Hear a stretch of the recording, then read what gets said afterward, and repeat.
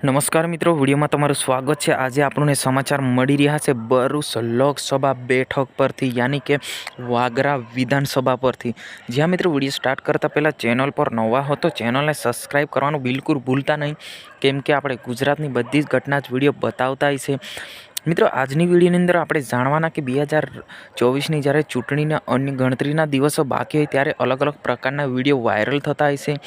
એવો જ વિડીયો આપણને જોવા મળી રહ્યો છે કે ભારતીય જનતા પાર્ટી દ્વારા જે ગામ લોકો છે એમને અટકાયત કરવામાં આવી છે કે ભાઈ એવું કરી રહ્યા છે કે ભાઈ અમને પરમિશન વગર અમારા ગામની અંદર ક્યારે પગ મૂકવાનો નહીં, એવું પણ કહી રહ્યા મહિલા તેમજ ગામના વડીલો લોકો એમની અટકાયત કરવામાં આવી છે, એમને રોકવામાં આવ્યા છે અને સામે સામે પણ બોલાચાલી થઈ રહી છે।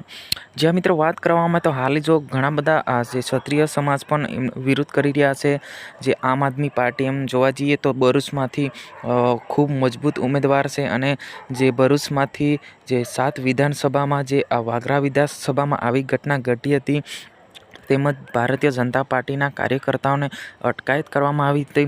જે ભારતીય જનતા પાર્ટીના જે કાર્યકર્તા છે એ વાગરા વિધાનસભા ખાતે કાર્યક્રમમાં ગયેલા હતા, ત્યારે ક્ષત્રિય સમાજ એમને અટકાયત કરી હતી અને રૂપાલા સામે જે હાલમાં જોવા જઈએ તો ગુજરાતમાં હાહાર મચાવી દીધો છે કે ભાઈ રૂપાલા સાહેબની જો ટિકિટ રદ કરવા માટે ક્ષત્રિય સમાજ ખૂબ મહેનત કરી હતી, પરંતુ એમની વાત ના સંભળાવવામાં આવી હતી અને એમણે ટિકિટ આપી દેવામાં આવી। ત્યારે ક્ષત્રિય સમાજ ફક્ત રૂપાલા સાહેબ પર જ વિરોધ કરી રહ્યા હતા, પરંતુ હાવ ભારતીય જનતા પાર્ટી ઉપર વિરોધ કરી રહ્યા છે અને સોગંદ પણ ખાઈ રહ્યા છે કે ભાઈ જ્યાં સુધી રૂપાલા પર કાર્યવાહી નહીં થાય ત્યાં સુધી આ જે અમે વિરોધ કરતા રહીશું, એવું કર્યા છે। જ્યાં મિત્રો આને લઈને તમારે શું કહેવું છે કોમેન્ટ બોક્સમાં અવશ્ય જણાવજો, કેમ કે અત્યારે જો ચૂંટણીનો માહોલ ચાલતો હોય ત્યારે। મિત્રો, આ હતા આજના સમાચાર। જય હિન્દ, જય ભારત।